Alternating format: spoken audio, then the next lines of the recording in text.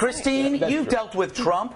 You're a tough cookie. How would you deal with people like this, these New Jersey terrorists? Well, I think we have a bigger problem here, which is that there's clearly a defect in our immigration system, because we have a check-in system, but we don't have a check-out system. So you've got these terrorists that are coming to America, and they're being allowed to stay because it's the immigration system that doesn't work. But I definitely would not let these terrorists out of jail. I mean, Christine, you're like the smartest person that's ever been on the cover of Playboy. I have to say, I do find it interesting that you just compared Trump to a terrorist and Christine didn't defend him. No, I was saying she dealt with tough cookies, or I said something like that. No, I believe you compared him to a terrorist, Greg. I want to talk about Amanda Beard. She is posing for Playboy. She is a 3-time U.S. Olympian, and I think it's marvelous. Christine, I want to ask you, you know that some female athletes are going to say it's wrong.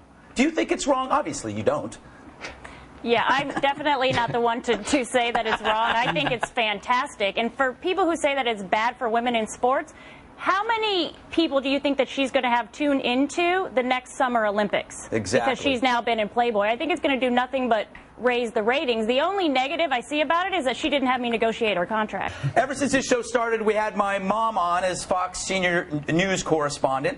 I think that's what it was called. Anyway, no one really believes that she exists. So I thought for this Mother's Day, we should introduce you to her. So Claudia Cowan spent the day with my mom at her home in California. Watch, if you will. Hey. Every night on this program, one red-eye guest in particular is eyeing the host, from his clothes to his comments. So that's my little California loserness coming through. It's a California upbringing made possible by the woman who made Greg the man he is today, and the show's senior correspondent. Now it's time for my mom. Hello, Mom. Hi, I'm so glad you're quiet now. Most viewers only hear Greg's mom opine on current events or how she spent her day. But in honor of Mother's Day, we got up close and personal with 82-year-old Jackie Gutfeld. Oh, isn't this good? This is that nice wine they sent me from Red Eye. I hope I don't get completely drunk on it. Along with her wine, Jackie shared many precious memories of a life well lived. This is my dog that I miss so much that used to sleep at the end of my bed. That looks like a West Highland White Terrier. Oh, it is. And guess what well, I guess I named him Gin. Because it's the Tanqueray color. This is a group that I played golf with. I actually played golf, and I wish I could still. That's Leslie, my daughter, and her little family. Jackie raised 3 daughters and Greg, the little prince. Oh, doesn't he look good? Oh, he's so cute. Turns out Greg was an avid sportsman, even as a scrappy kid. I forget where he is here. I couldn't find him. Maybe he isn't there. Do you see him? I don't know. Or maybe not him in the middle? Oh, that is. He does look kind of sourpussy, though, doesn't he? But Jackie could always make her son smile by taking him to the park behind their Bay Area home. See, isn't it pretty, though? See how cute and secluded it is? The grassy field reminded Jackie of when a neighbor gave Greg his first job. He hired Greg to pick weeds. And so he said to Greg one day, "Do you mind doing this?" And Greg, he's only 5. He said, "I don't mind today, but I won't be doing this the rest of my life." Little did Jackie know she'd be spending part of her life making people laugh and think, though she doesn't think much of her headshot seen nightly by millions. I think it's terrible. I thought I belonged in a church. I mean, didn't it look kind of reverential, or, it didn't look like me. Turns out Jackie wants people to see her kicking up her heels.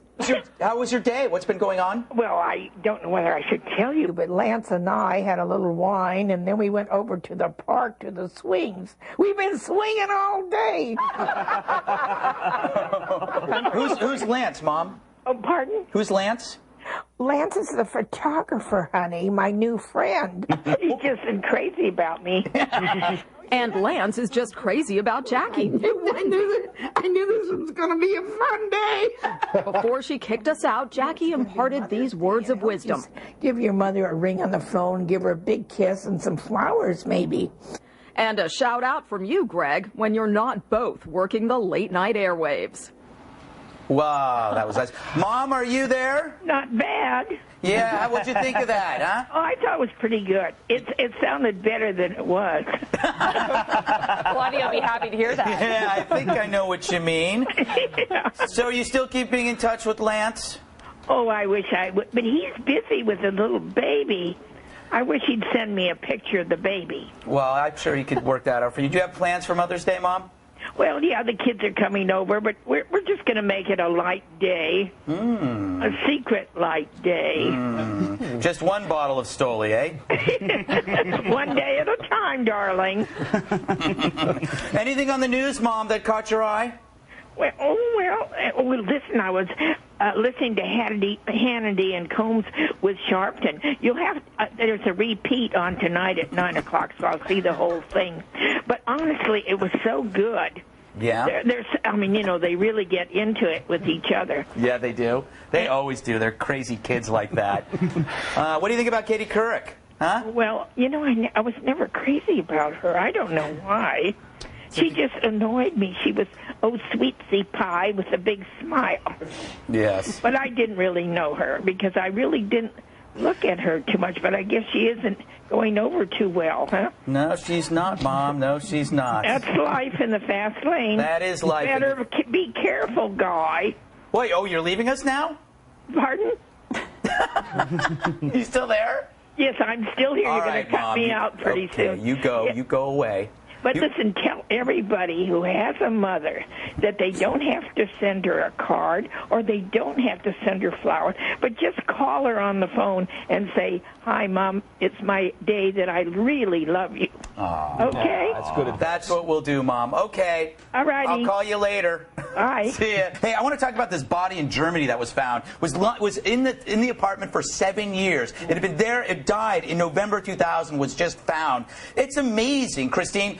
Do you ever wonder what would happen if you died? How long it would take for somebody to find you? Because I do. That's a scary thought. I mean, doesn't the body start to smell? Yes, it does. But in Germany, they're used to that smell. In fact, they glorify the stinky odor of corpses. I do wonder that, you know, how long it would take somebody to find me. I don't know if I like some sort of an emergency sticker in my license. I don't know. It is scary, but 7 years, for God's sake. I think with your most recent magazine article, there's a lot more people looking for you now. Yes, that's true. Say, ow. Try not to tire. Oh, my God. That's the season 2 of Cat House. We're here with Dennis Hoff, owner of the Moonlight Bunny Ranch, and Brooke Taylor and Bunny Love. I feel like I'm in a porno version of the Brady Bunch right now. In this little square, in our little squares. I want to go down here, but I can't. Anyway, so what's going to happen in the new show, Dennis? Anything exciting? You know, they're doing a ring toss. And, you know, that stuff you just showed looked like my room at the Waldorf this afternoon. Really? Absolutely. Hey, Greg, you know what? For Mother's Day, I want to give your mom a trip to the Bunny Ranch to hang out with us. Oh yes, that's not gonna happen, Dennis. It's never gonna happen. I want to ask you, Dennis. Are you on the menu? What if you're not? No, but what I if wish you're I interested? was. I'll tell you, I've given away $8 million worth. I'm ready to get paid. But I wasn't asking. I was asking for Bill, actually. Bill was curious. Let's get to brass tacks, Dennis. How much for you? You know what? I can't do that. You know, I leave that to the girls. I leave that to the girls. You know, and I'm not even gay for pay like Bunny. Speaking of girls, I recognize Bunny and Brooke. I recognize from the previous show. Do you have any new girls? Because I need variety, Dennis. I'm nothing against Brooke and Bunny, of course. We've always got variety. Really? Baskin and Robbins, baby. 31 flavors. I'm not talking about wigs. I'm talking about real different girls. No, lots of different girls. Over 500 girls registered with the Bunny Ranch. 500? They all work out at the same time? Is there shift work here?